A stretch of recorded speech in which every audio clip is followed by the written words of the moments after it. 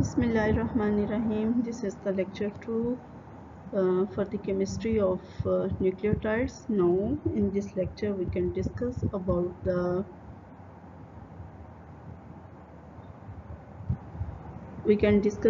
chemistry of purines, pyrimidines, nucleosides, and nucleotides. In this case, we discuss about the chemistry, how they are and how they are formed and how they called and what type of bonds are formed between them. We discuss about this one, and also the structures of purine and pyrimidines. These purine and pyrimidines, they are basically the nitrogen containing heterocycles. Their cycles not only contain the carbon and hydrogen, but they also contain the heterocycles, that is the nitrogen atom also contained in their cycles. So they are the heterocycles and they are the cyclic structures. Both purine and pyrimidines, they contain the cyclic structure. They are the heterocycles, that is the nitrogen is present in their cycles, and also they contain the cyclic structures.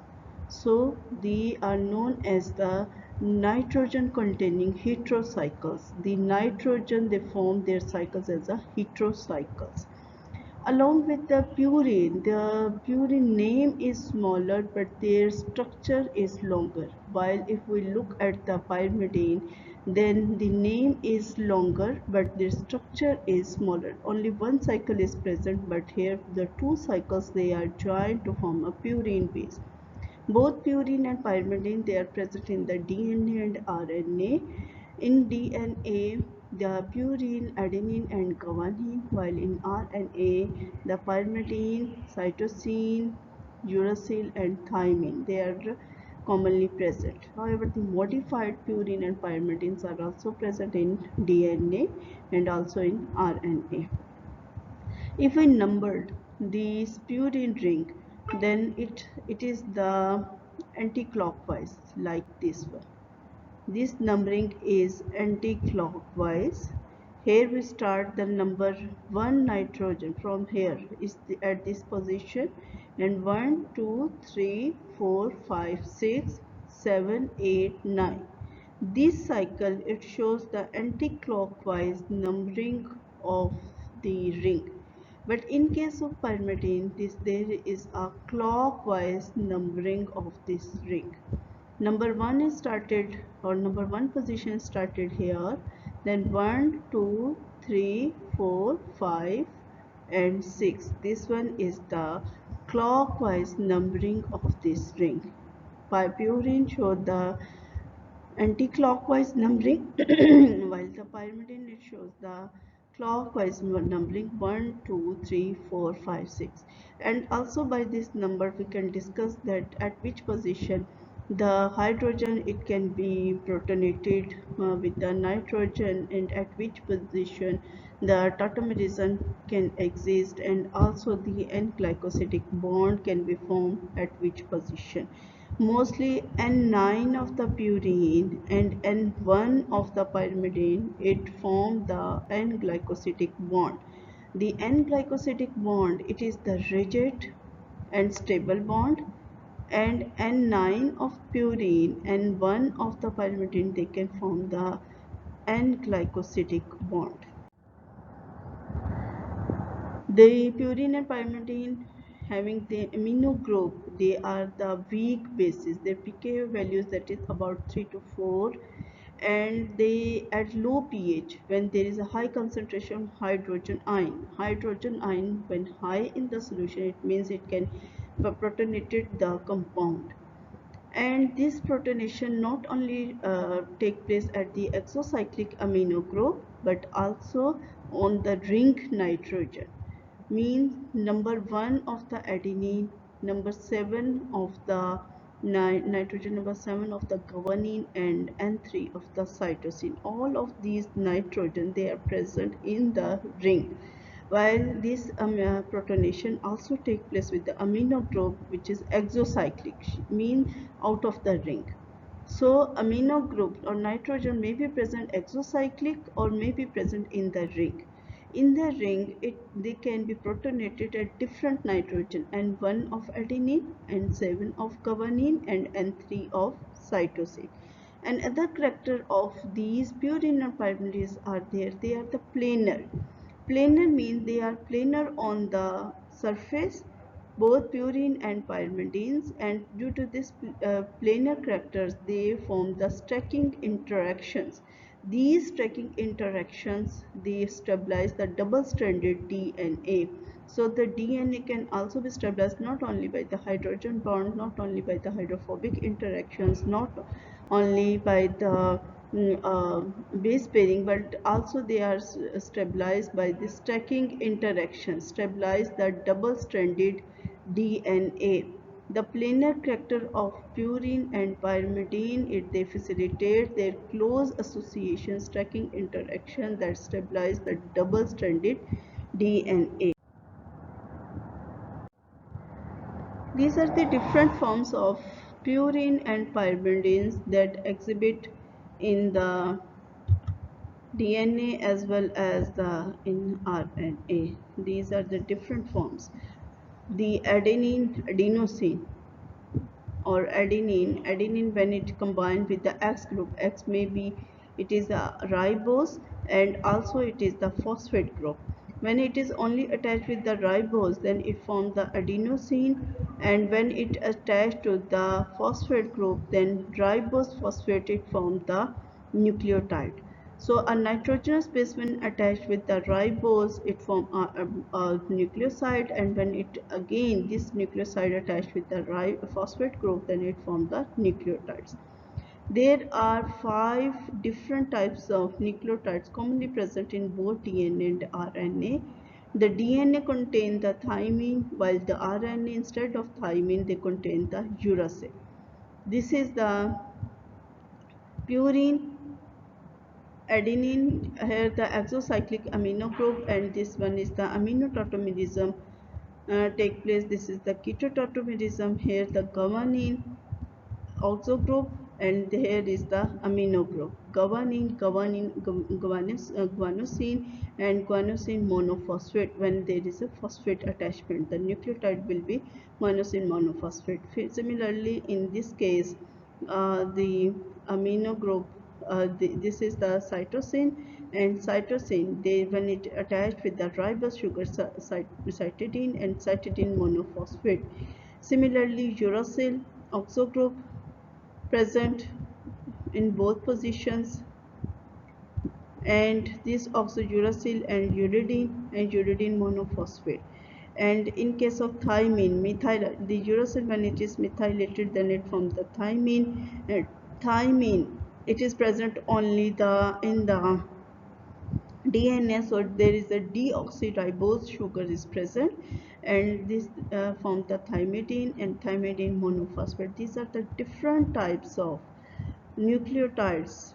These are the different types of nucleotides which are present in both DNA and RNA.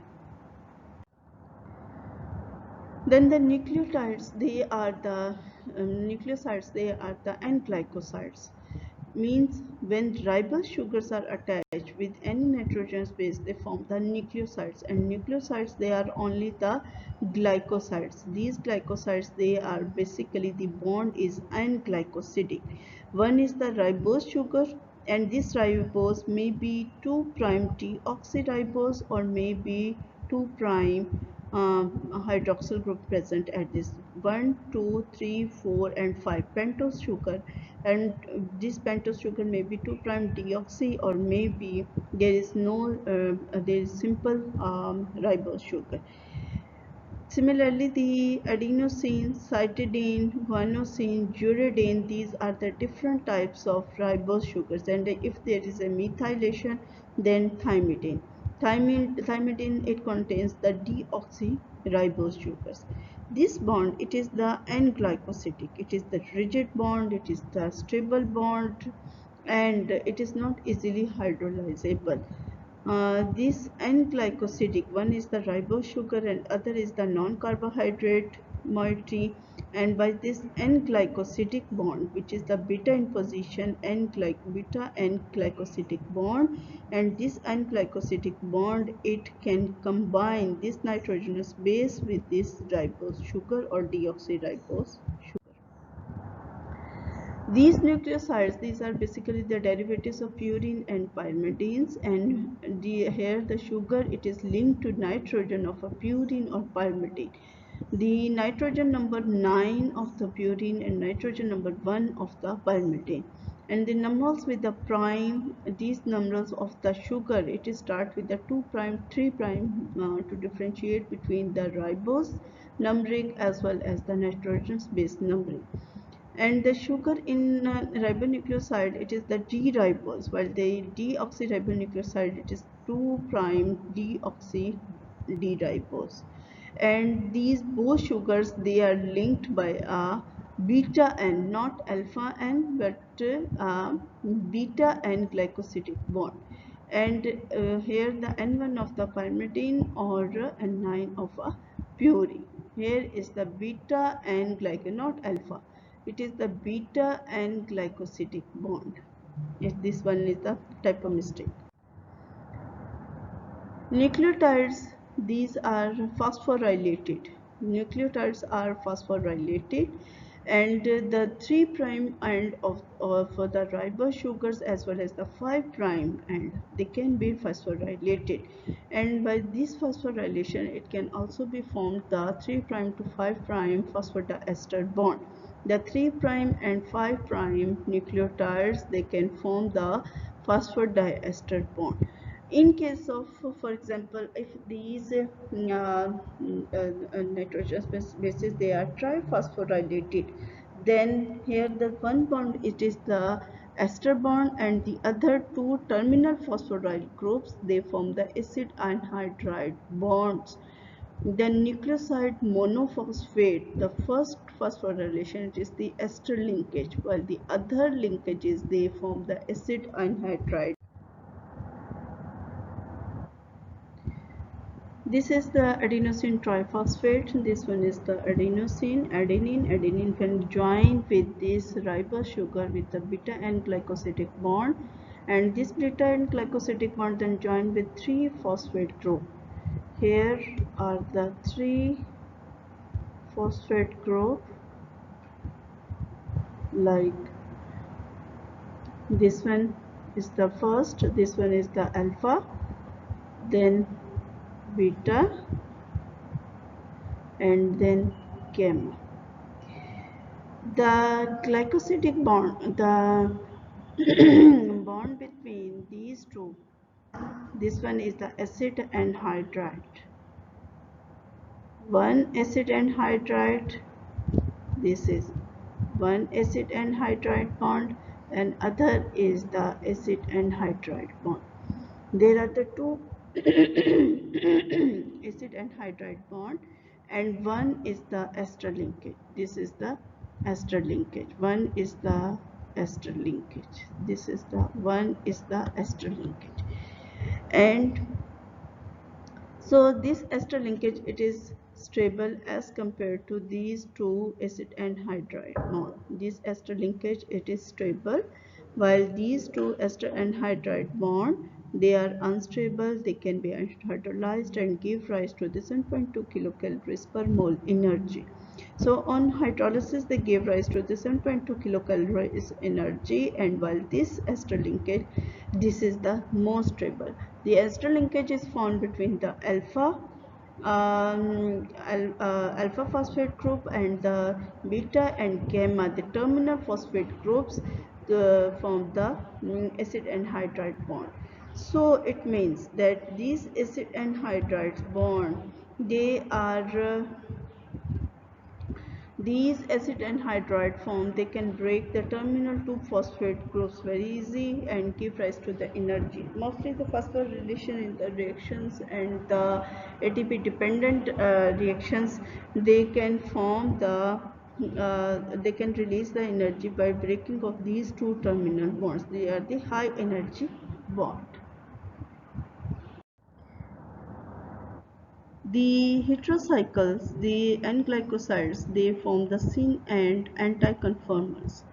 This is the anti, this one is the beta N glycosidic bond, and this beta N glycosidic form, it forms the syn conformers. Here the position is at this one, this ring. But in the anti conformers, here the position is like this one. But it is not easy to only revert these positions. By the breaking of this beta and glycosidic bond, which is not easy, we can interchange these two conformers. The predominant conformer is this one. Anti-conformer, it is the predominant conformer because it is present. Nucleoside triphosphate, they have the high group transfer potential. They The terminal phosphate groups, that is the beta and gamma, they are formed by the acid anhydride bond. So and the alpha phosphate group, it is formed by the ester bond. The acid anhydride bond, it is high energy bond. It can be hydrolyzed easily and give rise to the energy. About 7.2 kilocalories per mole in energy has been given. So these bonds, they are used for coupling of the endergonic reaction as well as the phosphorylation of different compounds. The terminal phosphate groups also given to these to activate the most of the compounds so as to form in different pathways. The acid anhydride bond, it is used for the high group transfer potential del G naught prime for the hydrolysis of each terminal beta and gamma phosphate phosphoride group. As I have already told you that 7 kilocalories per mole energy has been released. However, the equation here, there is a transfer of the nucleotide monophosphate with the release of in PPI, then the pyrophosphorylase, it can break this PPI to 2 inorganic phosphate. During the synthesis of DNA and RNA, nucleotide triphosphate act as a substrate, and NP, the nucleotide monophosphate, it has been incorporated, or nucleoside monophosphate, it has been incorporated into the DNA and RNA with the release of PPI. Further breakage of this PPI, it releases the energy, and it favors the reaction in the forward direction. So the nucleoside monophosphate, it is the usual compound which is incorporated into both DNA and RNA.